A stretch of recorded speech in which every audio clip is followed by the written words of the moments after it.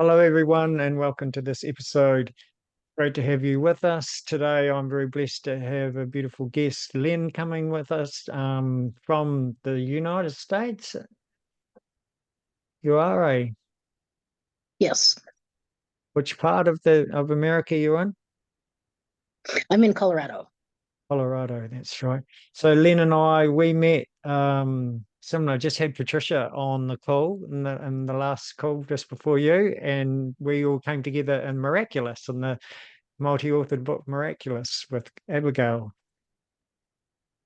Yes, Yeah, so that was our intro, and we did a little bit of online meetings and sharing of our journey as well, and got to know each other. And then, yeah, I think we haven't had that much contact. We've just seen each other on Facebook. We've had messages at times, yeah, for sure, actually, some private messages.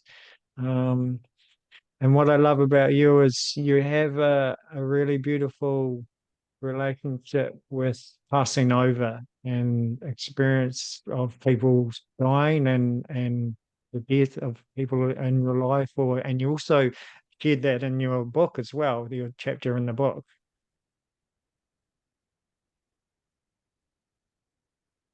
yes. Um, well, it first started when I was little, and I was really afraid of death. Um, my grandmother had passed away, and my first experience, I was speaking with my sister Tina that passed away. It's her birthday today, so I thought it would be a good day to celebrate it on her. Um, when we were little, I had feared death, and I was like, why is this happening? And Tina had told me, she said, Len, Grandpa is putting on his tuxedo and he's putting on his best dress and he's ready to go meet Grandma because she's getting ready to go. And I was like, what?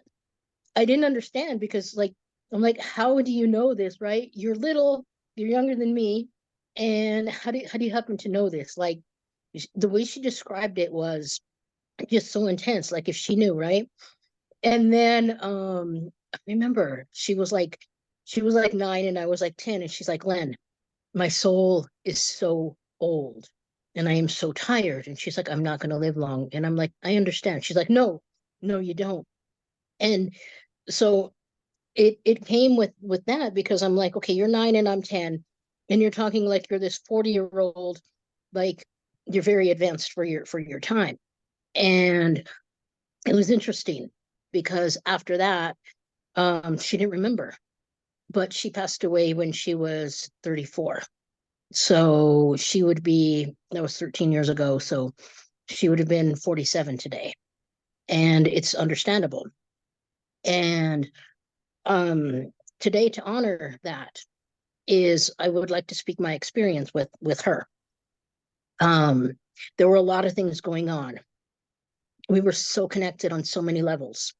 Like, she had an upset stomach, I had an upset stomach, and I would text her and be like, are you okay? She's like, oh, my stomach is hurting. And I'm like, okay, this is from you. And there were other things that were happening that I knew wasn't from me. It was her.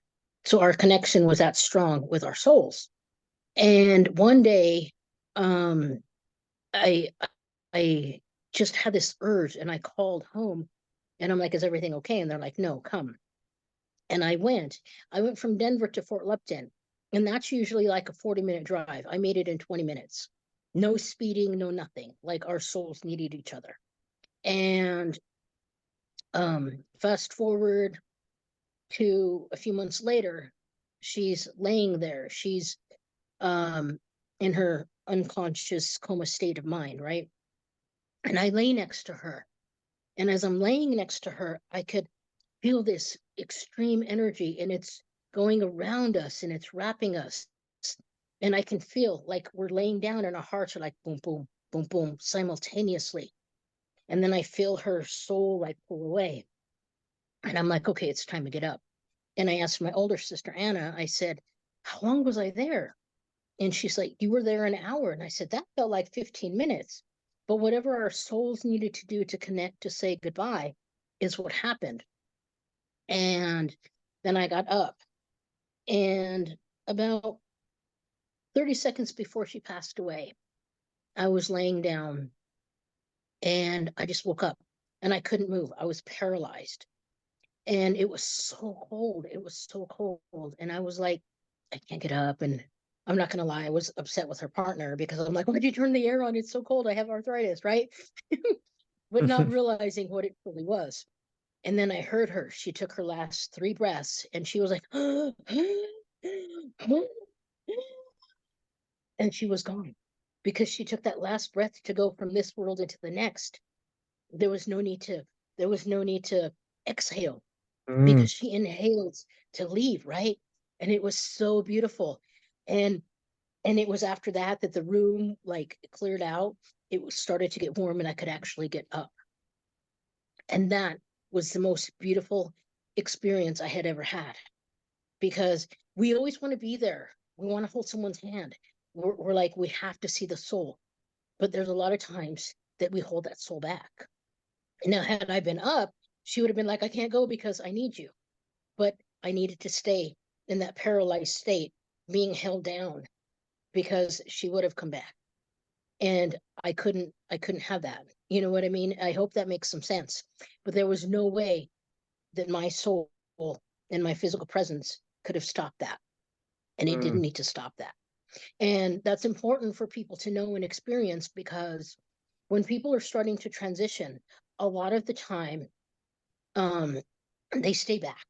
And they stay back because family members are like, I want you here, I need you here. But they don't look at the quality of life that the person is having because they don't want to be left behind.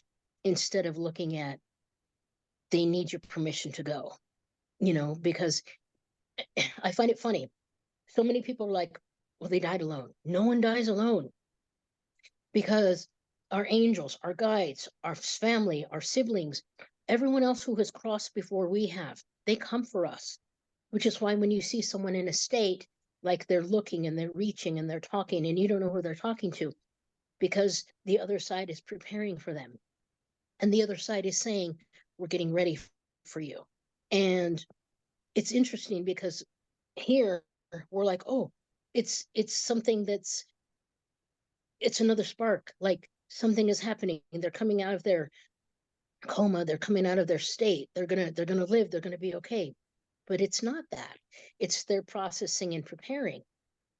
But as we stay here and as we're like, we don't want you to go, we're holding them back. So if we can say, you know what, you're free, go where you need to go show me the way, go in and free yourself of this physical form. You're going to go to a place of beauty. You're going to be accepted. You're not going to have your pain. You're not going to have your mental health status. You're not going to have your ailments. You're not going to have anything that you have here, but your light and your freedom. If we can embrace that here and we can accept that, then it can help us to help our loved ones cross. We always want the perfect ending. We don't want an accident. We don't want trauma. We don't want anything, right? We don't want to murder. But what people don't understand is that the soul has already left the body.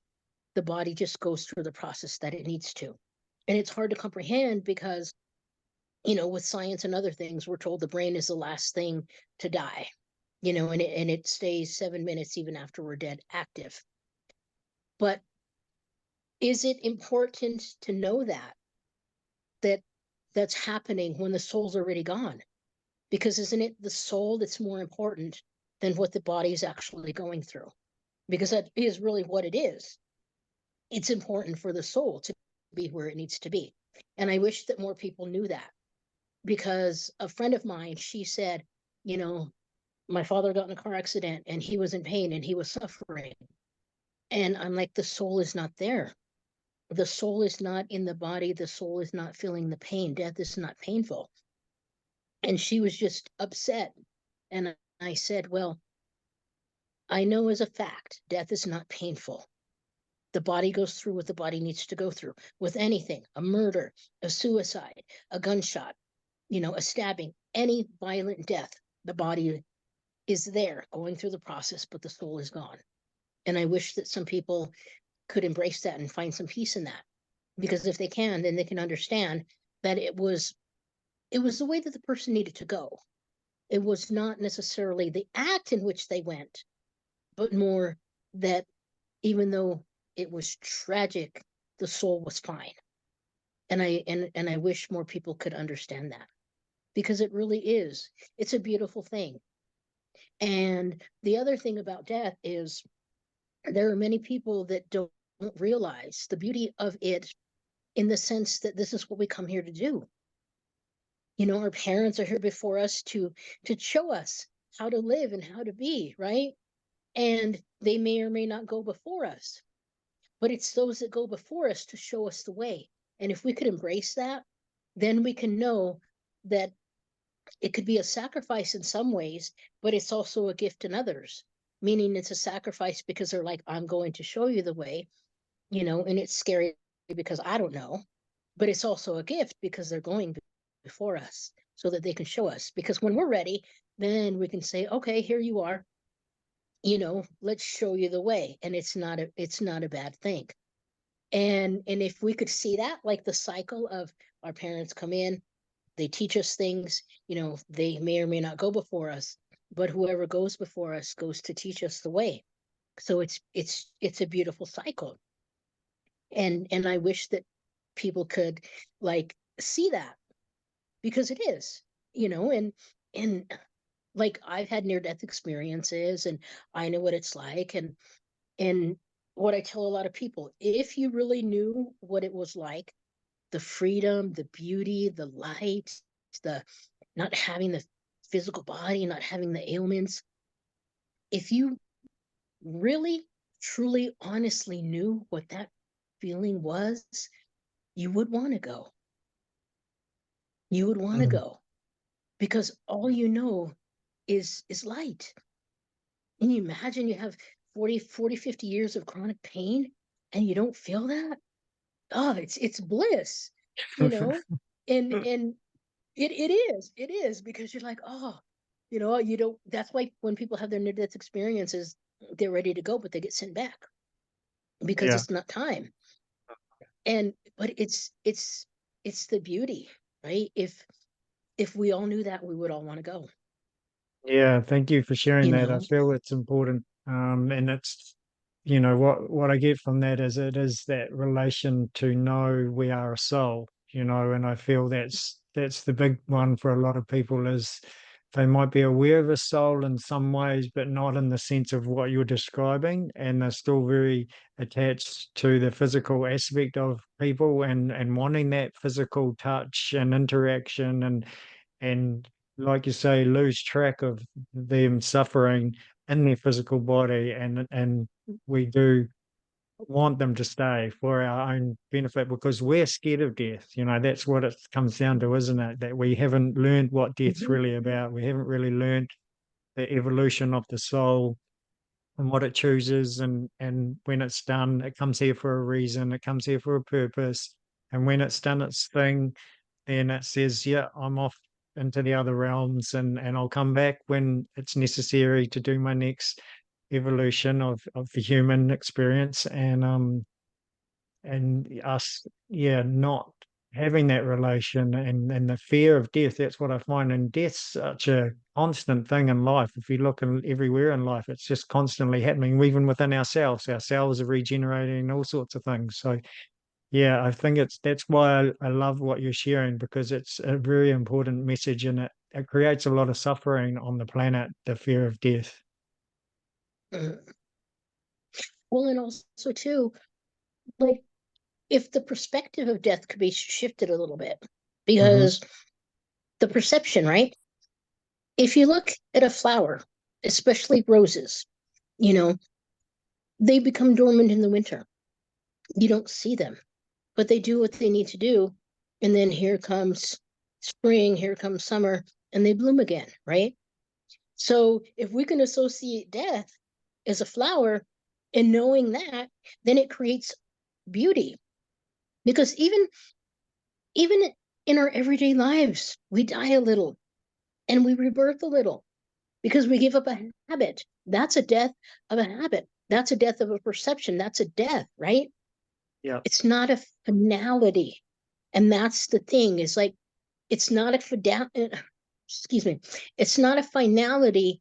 It is a rebirth and a recreation into something different for a better version. And if people could see that, then they can understand that everything ends. People can be married for 50, 60 years. One person's going to pass, or they pass together, and it ends. But it doesn't mean that there's not a continuation in a different form.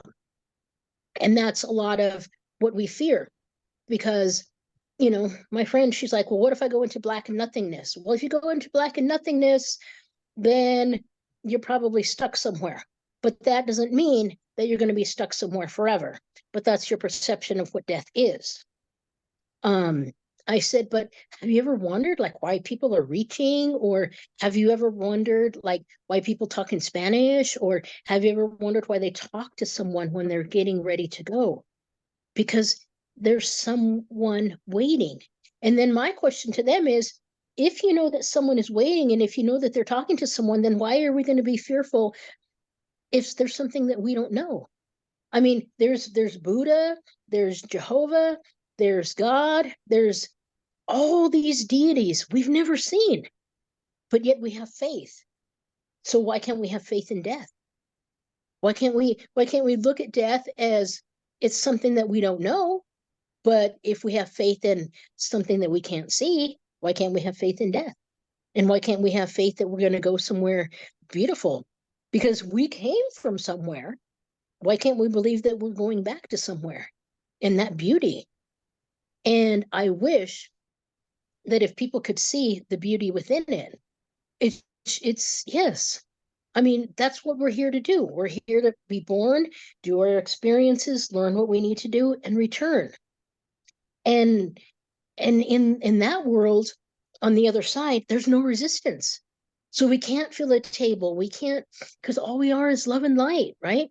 We're just energy. We're everything of a physical, of a non-physical existence.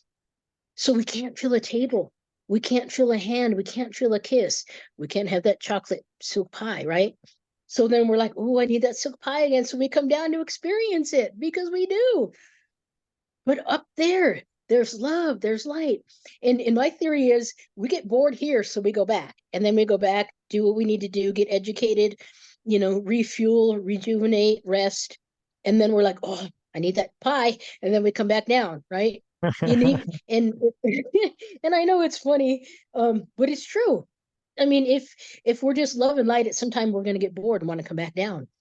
Mm. And I always ask people, and this is a really important question. I always ask them, with all the trauma that you've had and all the loss, would you come down and do it again? And they say no. And I was like, why? And they're like, because it's too hard. And then they ask me, would you? And I say, yes. I said, because I would come down, even if I had to bury my sister again, I would come down because of her love and her commitment, and just being with her soul would be enough for me to come back again. And those are things that I wish people could see, because because death is beautiful. It's about the emotions, it's about the memories. It's not always about the bad. It's the in between. And that's what we forget, the in between. And I wish people could see that it's beautiful. It's not about the end, it's about the between. And most thing, that's the most important thing that a lot of people want us to know. Don't look at the tragic ending. Yes. Look at the between, look at the memories. Yeah, I feel that's a lot of, what people are living around is the bad things in life, so and it's perceived that way, and programmed that way, that it's not a good thing, and suffering is suffering and things like that. But like you're saying, within that, when you're connected to the soul and its expression, there's beauty in everything, and you're a great example of that, because you have a unique way of journeying in this life and the body that you have, as well. So that firsthand as well. So it's not like you're talking from a book or someone else's experience. You're talking from your own experience, which I think is very important as well. And So when you said you've had some near death experiences, can you share what you experienced in those, like what happened for you? Yes. Um, it was intense. Um, my sister passed away in June of 2011, and it was August, July, no, August. I had two different experiences. In July, I was in a hotel and I could feel myself ripping from myself. And it's hard to explain. People call it astral traveling, but I could feel myself ripping from myself. And I was like going through the room and I said, no, come back. And as soon as I said, no, come back, I jolted and I woke. Um, and then in August, I was so longing to go home because when a member of my family passes and transitions, I long to go home because I know home is not here. And it was August, and I was longing, longing, longing. And I was in this state. And it was I don't know how to describe the state because I'm laying down, but I'm not dreaming and I'm not awake. And in this state, I'm there and I see myself playing putt-putt golf with my nephew, and it's right. My truck was red at the time, and I tell him I gotta go. I gotta go pick up some pine with my friend Gary in Wilsonburg. Um, and I get in the car and I'm driving and I'm being pulled, and it's like boom, boom, boom, boom. And every time that I'm being pulled, I know where I'm going. And I'm like, no, no, no, no, no, no. I'm kicking and screaming, and I'm like, no, no, no, no, no, no. So I get to the other side. And of course, I'm like, oh my gosh, it's not time. And then I heard this booming voice. It's like Maria, because that's my birth name.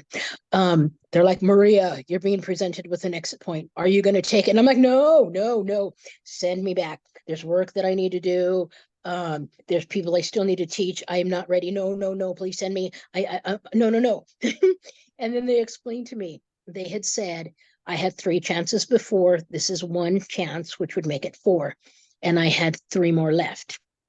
So if I didn't take any of the next two, I would have no choice but to take the third one.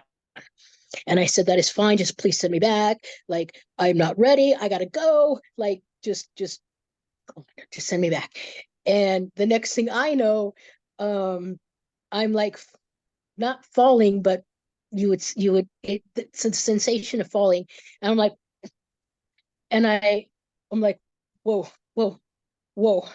And then I get up and I'm like, and it like that same day, I was going to Walsenburg and I'm in the car and I'm like, I'm not going, I'm not going, I'm not going. And the whole drive I was scared because I'm like, not today, not today. Right. But it was like I had never had that. And they were like, let's explain to you. And they're like, if you really want to go, you can go. But then when it came to it, I'm like, no, it's not time. So it was, but being there, I knew where I was going when I was being pulled. And it was just like, whoa. And it was bright everywhere. And like I couldn't feel the body. And it was so, so wonderful. And my other experience was the other experience was very, very intense. Um I had I need a minute. With the other experience, I was in the same state. And I was I was um in this building and there was glass in all this building, and we were trying to get through the building to get to the other side. And as I was going through the building, um I had got caught behind and we had to go through this door. It was very, very interesting. And I went through the door, and all I remember from there was being shot. And I I could see the blood, and I could see, like, I knew I was dead. And Then all of a sudden, there was this figure of Jesus who appeared in this middle of this field. And there was like 10 of us. And Jesus appeared and he says, "Wake up, everyone, and stand up. You're not dead." And we all got up. There was no blood, there was no gunshot wounds, and we were all like alive. And like it was like boom, back. And it was like, wow, it's just like it's indescribable because like the pain, there was no pain from the shot to begin with, right? There's no pain, but I knew I was dead. And, and then being told, "Stand up, you're not dead." It's like an experience like that that reminds you that you can be on the other side, you can be within that death, but then you awaken and you're not there, you're not dead. That was intense. That was very intense. And did you Yeah. feel different from after each experience, or was it quite similar? You just after you kind of got coherent and okay, I'm back in my body here on Earth, and you just carried on, or did you feel you had some kind of shift or something? I had some kind of shift with both. With the first one, truth be told, I became obsessed with, is this an exit point? Is this an exit point? Because I didn't want to go before my time, because I'm like, okay, if I have two left, and then I have to take the third. I became obsessed with that. And then I was like, look, it's going to happen. It's going to happen.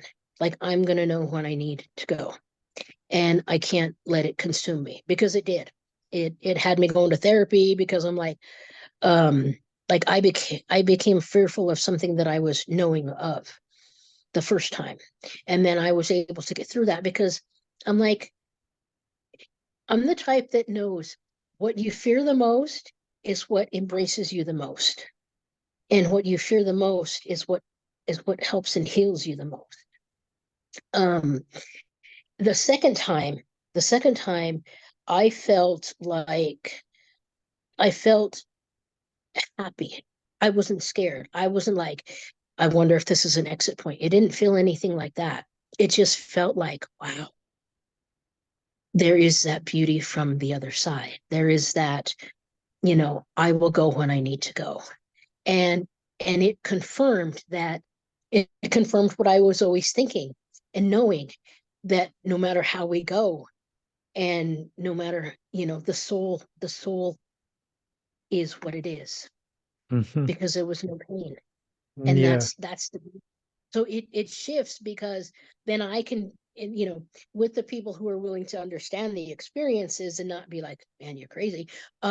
It helps people to realize that there is no pain, because if you can experience the death in, one way where it's not painful at all, and another where it could be, then you have more knowledge to share that it's not painful, and it's more confirmation that it's not painful. It's beauty. yeah. I feel that is really important. It's such a beautiful gift that you have to be able to help people know that, yeah, even though it looks painful and suffering for that person, that the soul has left and they're not experiencing that. It's just playing out in that physical body as it needs to. So Mhm. yeah, I feel because I mean, I feel the biggest part of people not helping people transition and pass over is their own grieving of themselves, their loss, and that person not being in their life more than that person. Because, like you say, someone's suffering and we hang on to them for many years. Even they go close to dying, and each time we hang on to them as tight as we can, so we don't lose them and stuff. And we even see that with animals as well on the planet, saving certain animals. I think for me, whales, they're very advanced beings and they know what they're doing when they beach themselves. Sure, they might get a bit lost in some of the sounds and things that happen, frequencies, but once they know they're going to pass, they all want to pass together. They make that collective choice because they're aware of what's next. And rather than some of them dying and having to grieve, the lost ones on this plane and being without them, they'd rather just choose to go together. And I feel that within myself, and I've heard that from other animal communicators, and it's similar to what you're sharing. And I really believe in that. And I think the human, for the most part, has really lost what it means to be a soul in a human body or a animal body or whatever, a plant body, whatever it is, because yeah, it's constantly regenerating and death and birth is constantly happening. So what my interest is with you is how much will you have to stay on the planet in service when you had an opportunity to pass and you feel the beauty of that realm and know you can be there, and yet you said no, no, no, no. I need to be here. I know I have a purpose. So yeah, could you hear some more about that? Because I feel that's very special. It is. It is. It is special because um, I was born with the metaphysical aspect. I was born. Um, it's funny. Even coming into this world, the umbilical cord was wrapped around my neck twice. I was blue in the face. I was fighting to go back then, like I was fighting to stay, if that makes some sense. Um, but why I needed to stay is because every day, whether it's a nod to someone, an acknowledgement, a hello, anything that can help someone is what I'm here for. Um, people, when I'm in the store, they come up and tell me their life story, or in restaurants, they come up and say, I need to talk to you. And I just tell them what they need to know. And being the middleman is my purpose. And now, if I'm not here, then I know there's other people that can do that, but I also know that I'm not done with that. And it is. I mean, I've had people that are like, "Hi, I met you like 5 years ago, and you talked to me about this, and I appreciate it." I'm like, I don't remember you, but it was meant to be, you know. And like with the neighbor kids, they come and they're like, "Hey, can you do this? Sure. Hey, can you do that? Sure." You know, and it's knowing that they can come in and talk, and that's anyone. Knowing that anyone can come and talk and approach and say what they need to say and be heard, because I authentically listen. And when I listen, then I become this channel, and then all the information is just given. So I'm the chosen one for specific people for that path. And that's why I came back, because there is a lot. And since that time, that was what, 12, 13 years ago, since that time, I have done multiple aura readings. I've done multiple Reiki sessions. I have done, I've had people that would just, they, they interrupted my dinner. And I'm not saying in a bad way. It's not a bad thing, but I have had so much conversation and so many people approach me since then that it has made it worth it to stay. Because you can come up to me and say, hey, this and this and this. Well, sit down, let's talk about it for a minute, and then you leave. Because all I am is the messenger of reminding you of what you've forgotten. And it helps them and it helps me, because it's a dual thing. Mhm. And how do you walk away from that? How do you walk away from that when, someone's, you're in an Uber and they're like, oh, I'm having this bad day. Well, tell me about it. Right. So in the Uber ride or in an ambulance ride, because I do go to the ER every once in a while, but even in the ambulance, right? The paramedics put in my IV, and here we are talking something about something soulful in their life, right? It's everywhere. Now, how do you walk away from that? Right? knowing that knowing that one little piece of information, one little reminder is making a difference in all these people's lives. How do you walk away from that? That is what the purpose is, just to show up. Even giving up your electric wheelchair for an elderly person who needs it because they're elderly, even when you're disabled and you can do that, that's an act of kindness. Yeah. I'm very touched. I mean, it's so beautiful what you share, and I feel, yeah, your heartfelt soul and your knowingness of what you're here for, and yeah, the beauty and the collective, the selfless act, to and within that, with your helping others and the way you're sharing that, yeah, you too also get fed, you also receive through that, and that's beautiful. And if all humanity knew that, we would live in such a beautiful world, and I feel that's possible. Um, we may not be there yet, but what you are being is a true example of that, and that is for everyone. Yeah. So and you choosing that and saying yes to that is the example as well. So that generates more of it, it ripples out, and you can help someone in your kindness and the way you touch people and what you share. They reminisce and they share that with someone else, or they just tell that story, or they change an act of kindness, that maybe they didn't have before, or something like that. So it's beautiful. So it is a really high purposeful journey that you've chosen to be here. Yeah. So thank you. Thank you.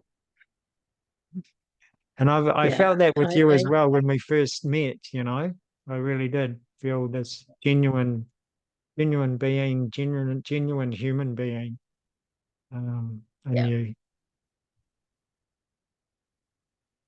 Well, thank you. I just I wish that more people could see that in the sense of what's in themselves. And like I was saying, I just am here to remind you, and I will always remind people. And um, I wish that more and more people could see the beauty within themselves because they are beautiful. And I wish that we could get past the monetary and the material and really see, we are here for our purposes. And, yes, things are going to fall apart, and that's fine. They need to, but they're also falling apart to fall into play.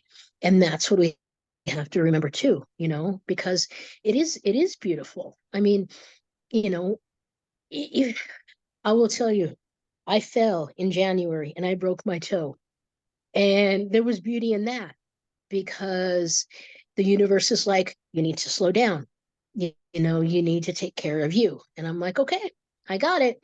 And if we can see the beauty and not be upset with the things that happen, then we can see we're here for what we're here for and that things are going to happen. And even with death, the only difference between the living and the dead is the shell. That's really the only difference because they're here with us. We just can't see them. But that doesn't mean that they're not here, which is why in our deepest, darkest moments where we just want to cry, that's when they're closest to us because they know that we need them. But we're like, why are we crying so badly? Why do I miss you so much? Because they're there right next to us. They leave cents, they leave pennies. Like it's not an ending thing. And I wish that we could see that there is beauty in everything. There's beauty in everything. Yeah. Yeah. Yeah, for sure. It would make such a difference in life. I mean, like what got me on my journey, to shift a lot of things in the way I related and became, let's say, more conscious, was one of my best friends passing. And yeah, I was surprised it was him. I knew someone had passed, and I was surprised it was him, and I grieved a lot. And through that grieving process, one day, I just didn't feel I could go to work, but I knew it would be good for me to go, but I just really didn't feel to. And I walked through my house, and I lived in under a house, and there was a garage in between the bedroom and the kitchen and dining area. And I was walking through the garage, and then beside the big garage door, there's a just a hinge door, and it had a cat door on it. And in that cat door was a stick insect, but not just an everyday stick insect. It was like a foot long, like 30 centimeters long. It was huge. I don't know how I didn't know they existed that size, and I don't know how it got there. But that was my friend Rangi saying, "Hey, bro, I'm here," It's okay. You can pick yourself up. You can go to work, and Yeah. yeah, it was beautiful. Mhm. Yeah. See, and it's the beauty. It's the beauty because it takes a lot of energy when you're a soul to do something in this physical world. It takes a lot of energy, and it's those little reminders, and those are the beautiful reminders that we need because we're lost, and we don't know how to act, and we don't know how to feel, and our energy can become so overwhelming, but then boom, we snap out of it. And Mm, that was his way of letting you know, which is good, because no one else, other than you, would have understood what it was. yes, And that's cool, because he's allowing you to get the closure that you need on in the way that you need it, not on his. It is in his way, but it's not on his terms.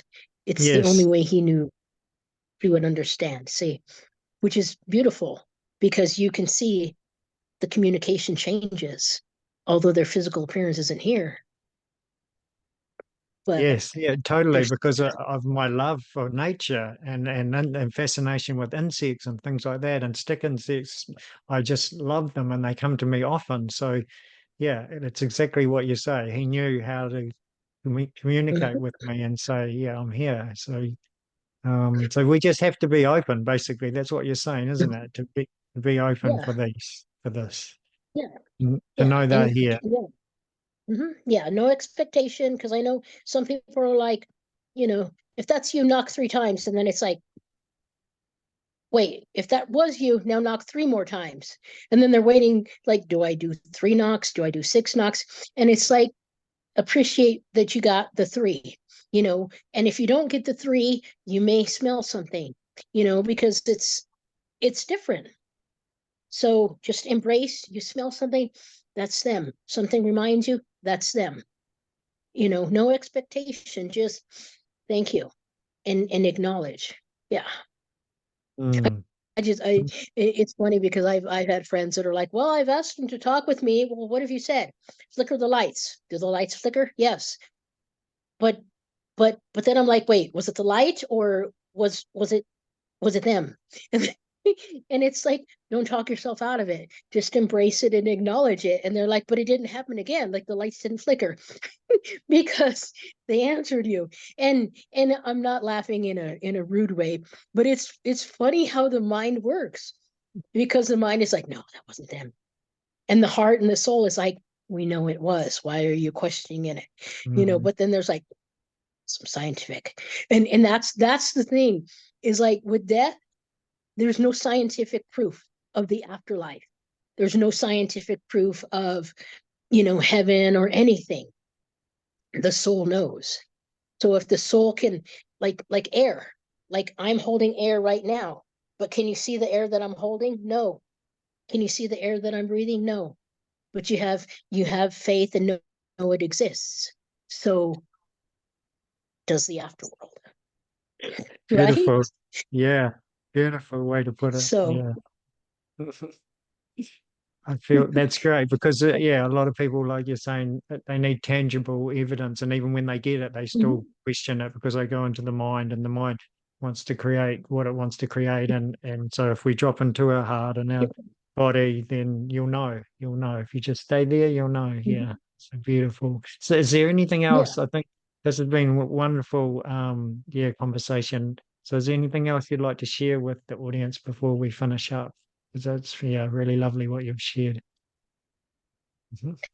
Um, I would like to share that if anyone needs any help with anything, or if you're grieving for a little bit too long, or you just want to reach out, um, and just talk, you've got my links. You're available to email me. It may take me a little bit of time to respond, but feel free. And the most important thing is always remember where you are, always remember where you came from, because when you remember who you are, you'll remember where you came from. And you'll remember that this is only temporary. And that when you get back to where you came from, you'll understand that the journey and everything was worth it. Because it is. the pain, the suffering is worth it just as much as the love and the joy is. This beauty in all of it. So thank you. Beautiful, beautiful. Thank you so much, Lynn. I really appreciate it. And thank you for shining Thank your love you. light for all of us. Yeah, really, really Thanks, amazing, Jacob.